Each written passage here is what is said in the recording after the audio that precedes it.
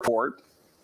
You can see additional storms and those wind gusts moving across Oldham County. Let me pause the radar. I'll just stop it there, and then we can zoom in. So in general, the trend is good. This is the only warning we have. It's in place for 15 more minutes. Many areas across Metro Louisville could hear the heavy rain falling. Maybe you're just now waking up. We've been tracking severe weather all night since before midnight across the area. We had tornado warnings to our north. That included parts of Du Bois, Orange County, Washington County in Indiana. And here we are in Louisville with a severe thunderstorm warning that includes Metro Louisville as well as Oldham County. Again, it is easing a bit. We still have the heavy rain. We still have some lightning and thunder around. But for the most part, the wind's 40 miles an hour, enough to wake you up, but not enough to do a lot of damage. Might blow the patio furniture around a little bit.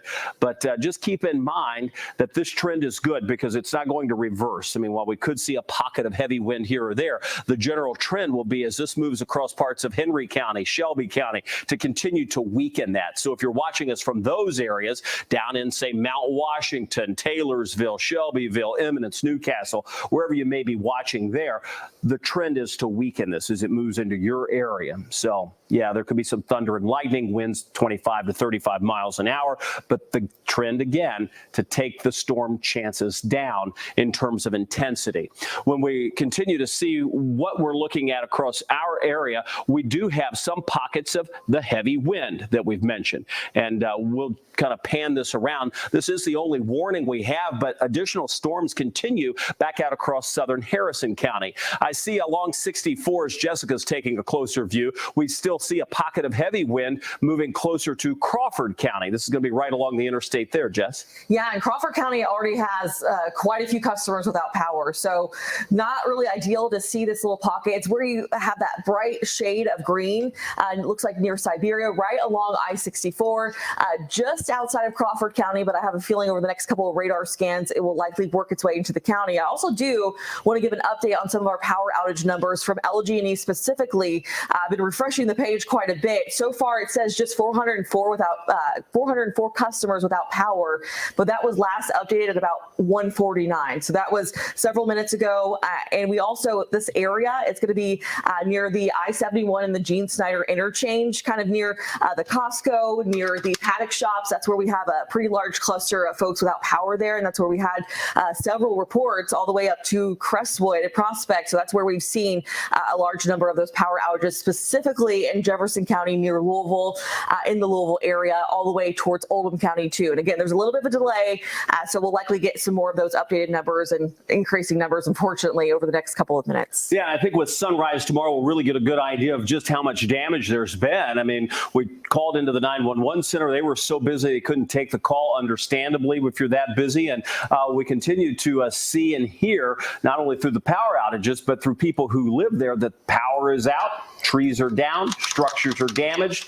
We've had trees gone through roofs of homes, apartment complexes with the roof peeled back. So again, what has unfolded tonight is still a little murky or unclear. What we continue to track are a weakening, thankfully, line of showers and thunderstorms that's now broken that will continue to move across eastern Jefferson County, southern Jefferson County, including Okolona, and across Oldham County. Again, moving out of the warning area that expires in 10 minutes. I'm not certain that this will get extended. In fact, with the weakening nature of this, it's most likely that it will not. We continue to see damage reports coming in from so many of the emergency managers across parts of Du Bois and Orange counties at this time. So that's really now starting to pick up. And that storm moved through there roughly about an hour or so ago. So it gives you an idea of the lag time that we see in some of these reports. And some of them won't be realized until tomorrow morning. You just can't get to them all at this time of night. It's not even safe to do in some cases if power lines are down.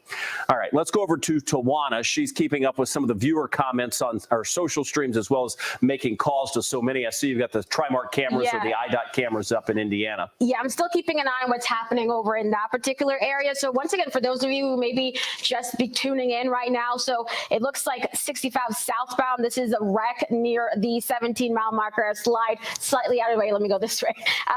17-mile marker. This is is in between the Memphis and the Henryville exits. This is where a tree came down, a semi veered to not hit it and caused that crash and took out a guardrail. So they're working on clearing that scene right now. Multiple limbs down across the 65 area near Sellersburg as well on the roadway. So once again, this morning, as we have these storms moving through, we're running into a situation where it's dark, it's early in the morning, there are trees and limbs down. So this is just a reminder to take it slow if you are traveling this morning. I know some of you just have to travel, and that's just how it is, and I completely understand that.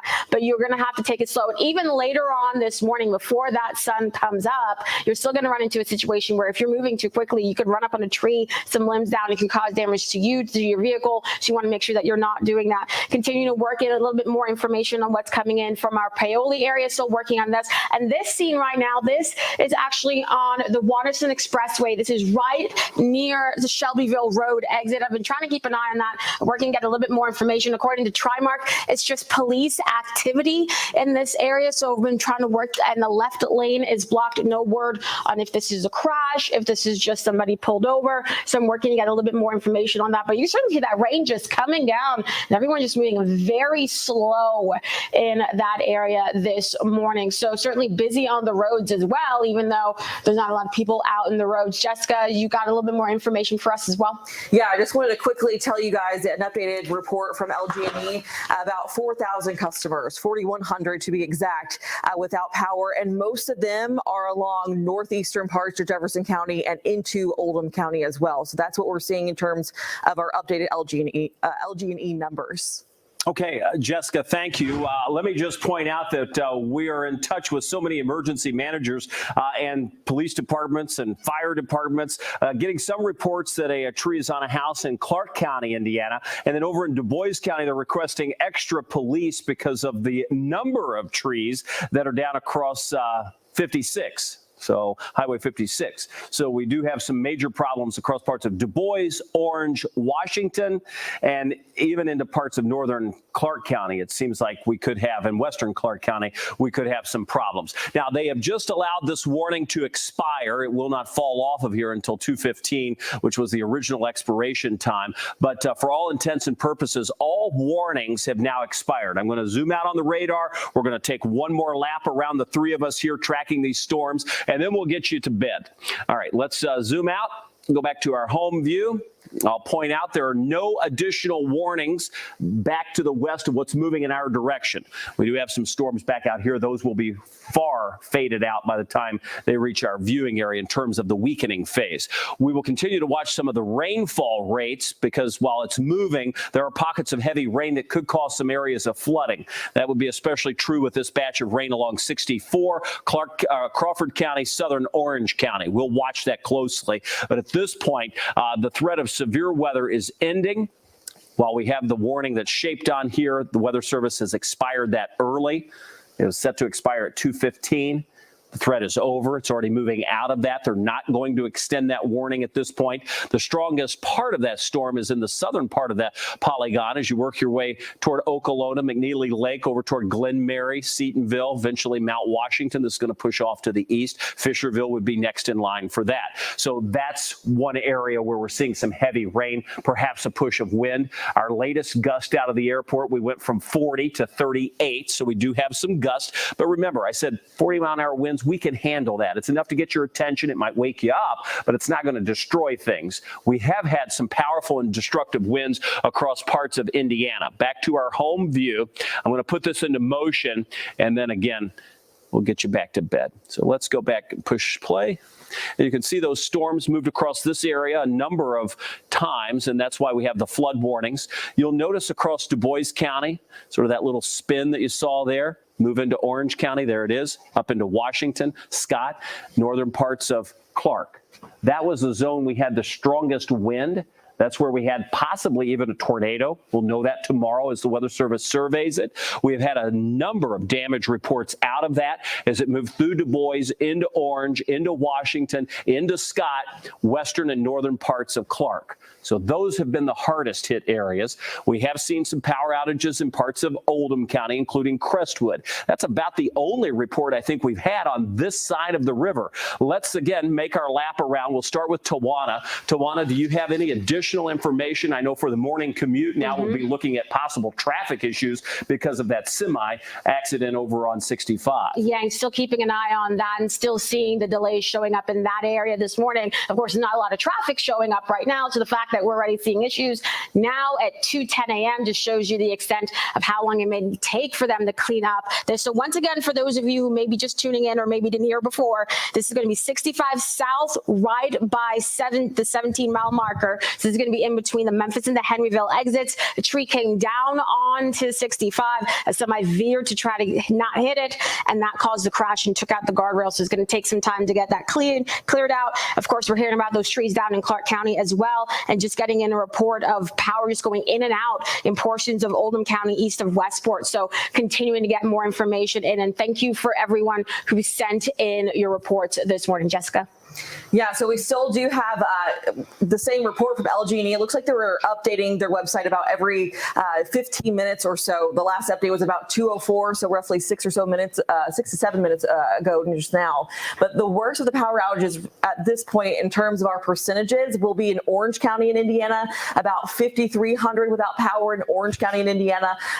Similar situation near parts of Salem and into Washington County in Indiana as well, 20%. So these numbers continue to go up.